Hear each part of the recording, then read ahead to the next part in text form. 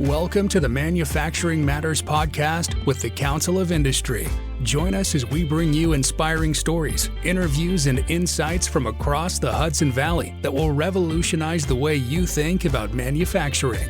This podcast is proudly sponsored by PKF O'Connor Davies, a leading accounting and advisory firm dedicated to helping businesses thrive in the manufacturing sector. With their industry knowledge and strategic guidance, PKF O'Connor Davies ensures that manufacturers have the financial insights and support they need to achieve success.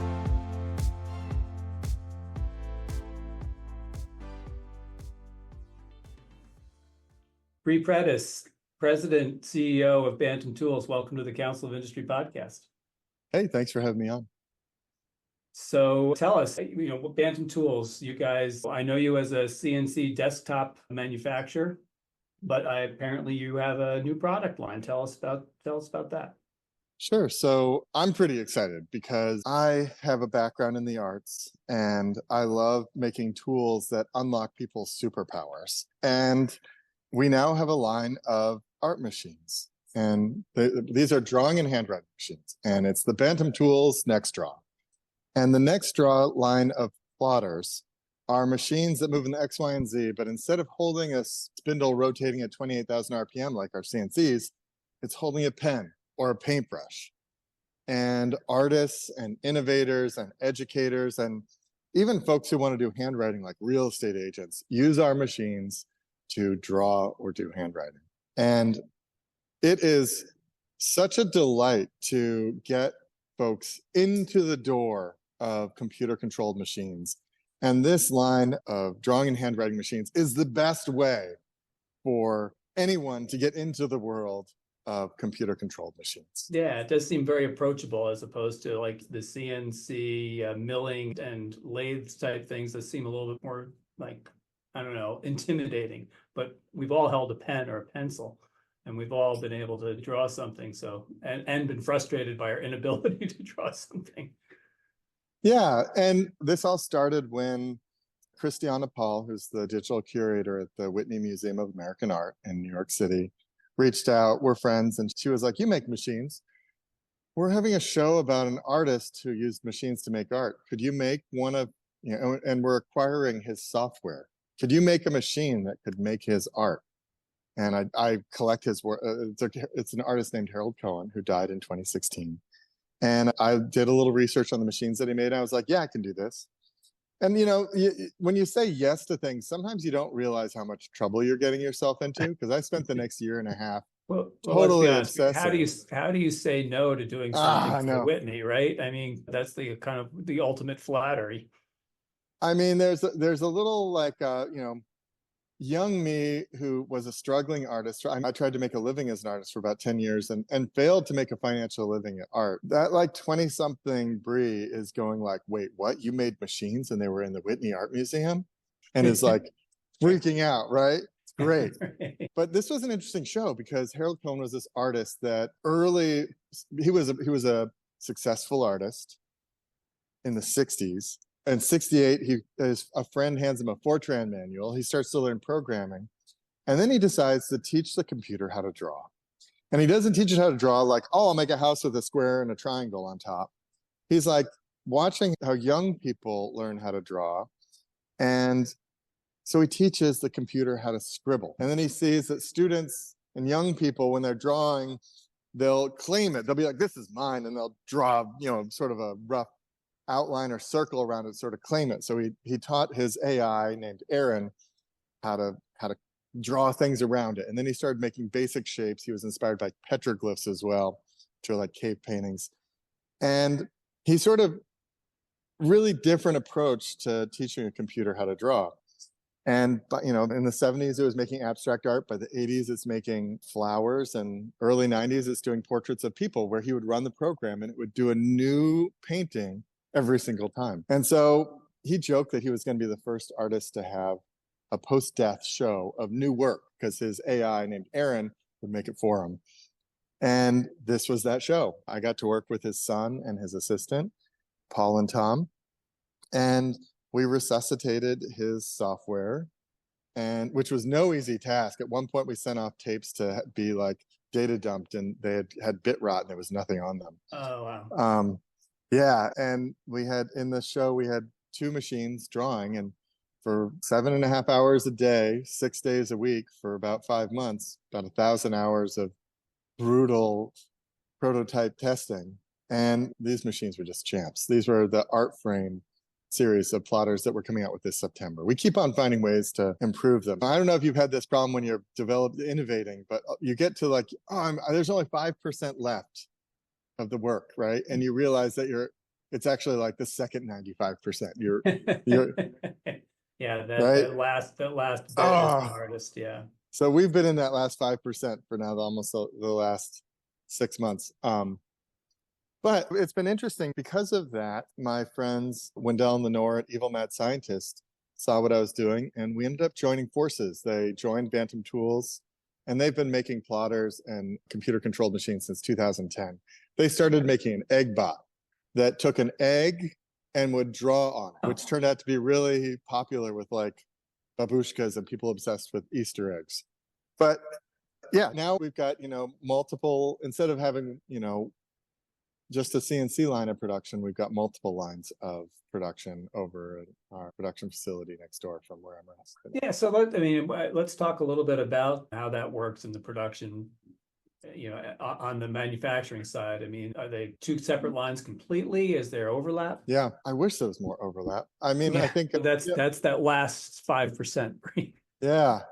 So we have an engineering team that does, the CAD and the engineering, and then they're responsible for getting the product to what we call engineering prototypes. They have to make, depending on the project, anywhere between 2 and 5 prototypes that are engineering prototypes. And engineering prototypes are expensive to put together because engineers are expensive people.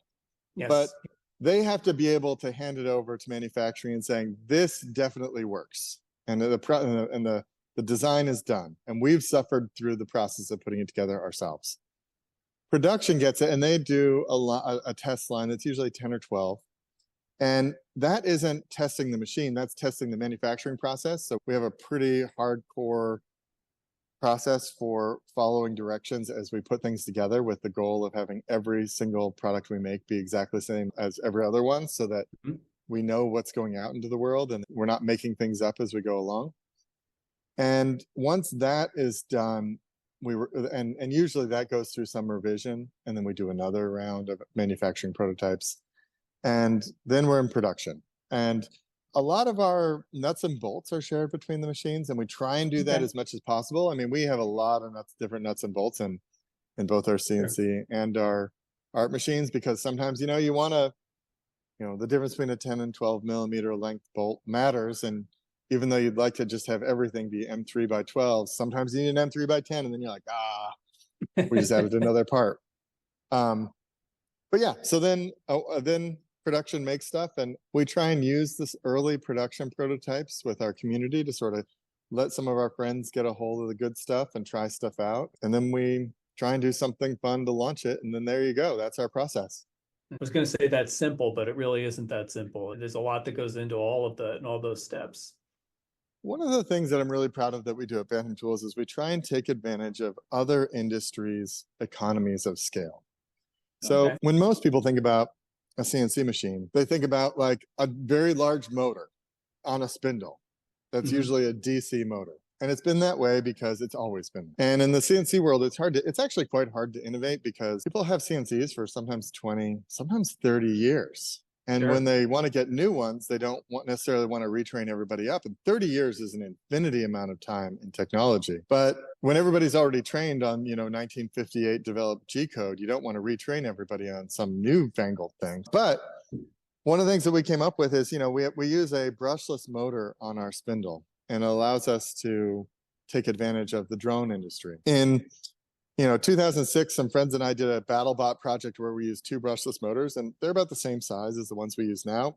And the 2 of them cost like $15K together, so like $7,500 each back in the day. Fast forward, thank you, drone industry, brushless motors are now a super popular thing where there's multiple factories that make them, and they're competing with each other, and they make them by the millions.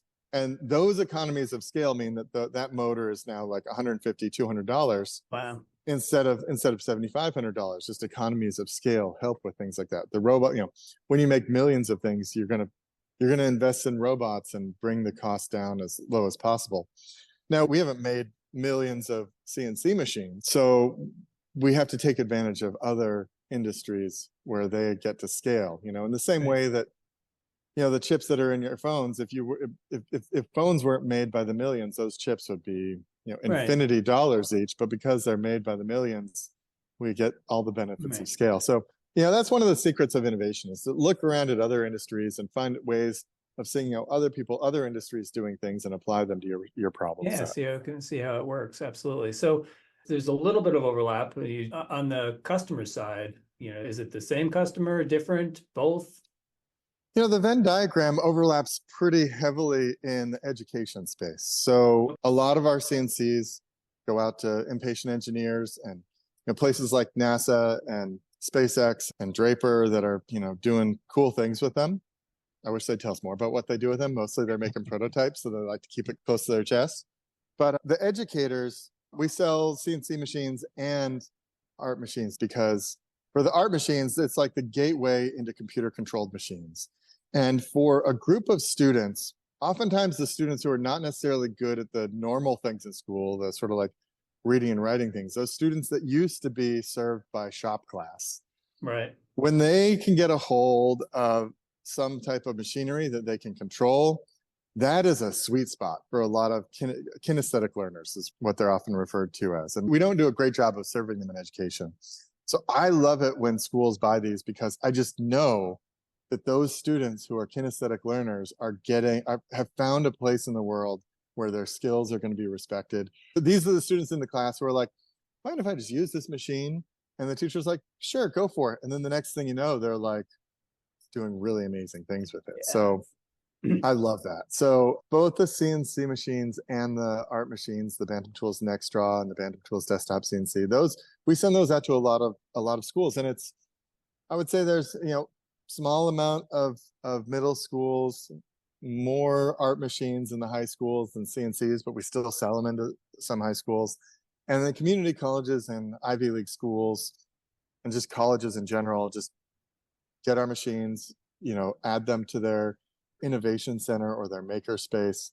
And it's great, because if you have a large format CNC in there, it's so much more stressful to let students use them. If they break it, it could be tens of thousands of dollars to like replace a spindle from like driving that into the bed. Right. But ours are pretty much indestructible, and if you do break them, they're really, you can fix them yourself. We'll send you parts. It doesn't happen very often, but you can work really hard and break them. And then we've also got customers who are like, hey, I machine carbon fiber stuff, and we're like, that is not an approved material. You will invalidate your warranty. And they're like, yeah, we know. We invalidate the warranties of much more larger, expensive machines. And we'd rather spend $7,000 on a CNC, run it into the ground, than spend like $150K on a machine and run that into the ground. So, yeah, anyway. So the educators are where the overlap happens between the art machines and the I love that expression of impatient innovators, the impatient engineers. I think that we all know those people as well. On the art machine side, are just creative people that just want to try a different medium or a different application? I love our customers. They do that, they always surprise us. So the bread and butter of art machines is digital artists who make digital art that lives in the world of pixels. And they want to make physical manifestations of their art. So they figure out how to make vector drawings and then plot those with Bantam Tools NextDraw art machines. And these are just the coolest artists in the world. They're true nerds in the complimentary sense of that word, right? They are figuring out, they're trying new things. They're exploring the frontier. They're doing really interesting things with computer-controlled machines to make art. That in education, it's just a great entryway into the world of computer control machines. Once you can make a machine, you can use with the next version of our machine that's coming out, the art frames. Those are a more rigid, bigger the series of plotters that we're making. Those run on G code, and for people who are training up on CNC, it's a lot easier to learn G code when you're drawing than when you're spinning up a spindle. So in some ways, I'm expecting, especially with the art frame, when that comes out in September, I'm expecting students to really level up their G code skills just by learning how to draw rather than mill with G code. I could go on about that, but there's another group of people who buy the Bantam Tools NextDraw art machines, and that is people who do handwriting. And I don't know about you, but I had to relearn handwriting when I taught first and second grade because I still haven't relearned it. It's awful. And most people's handwriting, I would say in general, by default, people's handwriting is awful. And there's people who want to connect with their customers and clients, but don't want to get carpal tunnel. You know, they want to write handwritten notes to make their customers and clients feel special. We sell a lot of Bantam Tools NextDraw drawing and handwriting machines to real estate agents. And that is like a customer base I would have never thought would buy our machines. But they get our machines, and we've developed software for them that's merged software that allows them to write notes and connect them to an Excel spreadsheet or CSV file to be able to write all of their notes so they can continue to connect in a more personal way without wrecking their wrist to connect to their customers and clients. It's great. Okay. Can you figure out a way to get them to wedding planners so that the thank you notes could go out? I mean, that's like everybody's nightmare. It's like, oh, beautiful gifts, and I got to write my thank you cards. You know, it's so interesting that you say that because one of my best friends, Adam, is a programmer. And he had a wedding, and he's a DIY person. He went out and he and his wife forged a knife, essentially a sword, to cut their cake. And they did all their invitations with our style of art machines. Awesome. And then they did all the thank you notes, I think, too. So it is if you are somebody that, and you can use, we have a couple fonts that are single stroke fonts that are actually from the early days of milling fonts, because they're single stroke fonts. When you want to mill, a part number on something, these were all developed by this guy whose last name was Hershey, and he developed them as part of a government project. So they're all free and open. They're great. And then we've developed our own series of handwriting. And then you can buy different fonts that are more advanced from Quantum Enterprises. They make fonts that have like 6 versions of each letter. So the handwriting looks really realistic. And then on our software, you can, I mean, we're down the rabbit hole in handwriting here, but you can change the spacing, the kerning between letters. You can vary the size.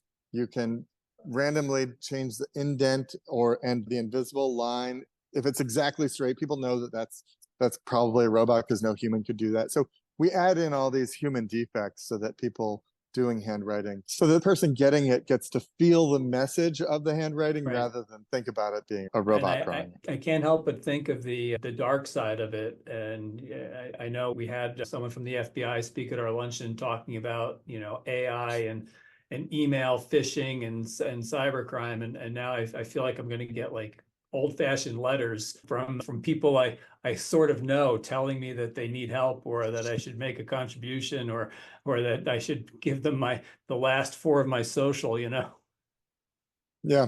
What's the joke like? We're here to talk to you about your extended car warranty, right? That kind of thing. Exactly. Yeah. It is what it is. But with every new technology, there's always the danger that people will use it for negative things. I think in general with drawing and handwriting, my stress level is pretty low. Yeah, okay, fair enough. So you mentioned that a lot of these products go into schools, and I know that you have some thoughts on education and how people learn and how best to prepare kids for their future, not our past, as we are fond of saying. Can you just talk a little bit about that and your philosophy and how these machines are really just transformative when put in the right hands? Yeah, I mean, I think that for a lot of students, they go to school and it just works for them, right? A lot of students, it goes there and the focus on reading and writing and the sort of more all that stuff, students that are wanting to please others, or, school works for kids like that. And in many ways, shop classes, automotive classes, these kind of classes are, got a bad rap in the 90s as being like, well, if you're not good at school, maybe you can get, a job, as a plumber, not, and I don't know if you've hired a plumber recently, but it is a fantastic industry to go into. You have to be smart, you have to be clever, you have to have problem-solving abilities. And if you are good at it, you are respected and everybody wants your attention, right? Everybody wants to hire you. So I'm a big fan of, one of the things I love is making machines for those students, those weirdos, those kids who don't feel like school's for them. When they get a hold of a computer-controlled machines, these kinesthetic learners unlock their potential, right? And I think a lot of education is about, I really think it's a lot about just being able to unlock your potential instead of trying to fit into a box. We spend a lot of time trying to fit students into a box. But when we focus on unlocking students' potential, we unlock their motivation. And motivation is more important than knowledge. Motivation is like, if you are motivated to do something, you will learn it no matter what, right? So I think one of the reasons I make machines and try and make them easy to use is so that the next generation can get a hold of them, discover themselves through their ability to use these machines, unlock their potential in both if not in school, in their future, in their career, and interesting things happen. I occasionally get letters from either former students or students who just use our machines in the classroom, and it makes me like super happy. They're like, I didn't feel connected to my academic world, and now I'm the person that everybody comes to when they want to draw, use robotically controlled art or handwriting or CNC, or because of my background with MakerBot, starting that in 3D printing. And these students who discover computer-controlled machines, it is a lot more than you would expect. So the other thing to do is just, if you are a parent and you have a student who is not fitting into school, please go to bantamtools.com, get them started with the Bantam Tools NextDraw, give it to them, spend some time with them, showing them how it works, and then watch them blossom, right? Mm-hmm. Watch them find their place in the world as they start their journey into computer-controlled machines. And if you can get your child into computer-controlled machines, you literally don't have to worry about them spending the rest of their lives in your basement. They are going to have a job. It is a transferable skill. Even though at the beginning you're just making drawings with a machine, everything that you learn, making a computer make that machine move in X, Y, and Z, is applicable to CNC. Everything that they learn is applicable to robotics. Everything that they learn can be towards programming. That, before you know it, they're going to be buying you a house in your retirement. So if there's one thing I can say about education is get students access to computer-controlled machines. But, and literally too, that you mentioned problem solving and working that through, and that is when you kind of get on your own and you're trying to accomplish something, you want something to look a certain way or feel a certain way. That's that thought process. I mean, it is such an overlap between the engineering world and the art world, and it is really it's so pronounced, and that kind of brings it together. 100%. Yeah, I mean, it has never been a better time to be a nerd, for lack of a better way to put it. If you are not fitting in at school, I'm sort of speaking to all the students out there, it has never been a better time to discover your passion, explore your passion. You can learn nearly anything these days on YouTube or on the internet and unlock your own potential. You don't have to rely on teachers or even your own parents to do this. The students of today they're just in the best position to explore their own potential. I couldn't agree more. That seems like a great place for us to end. Bre Pettis, owner, CEO of Bantam Tools, thank you very much for being on the Council of Industry podcast. What a delightful conversation. Thank you. Thank you for joining us on this episode of Manufacturing Matters, brought to you by the Council of Industry and sponsored by PKF O'Connor Davies, accountants and advisors who understand the unique challenges and opportunities in the manufacturing sector. We hope you gained valuable insights and inspiration from today's discussion. If you enjoyed this episode, make sure to subscribe to our podcast and leave us a review on your favorite podcast platform.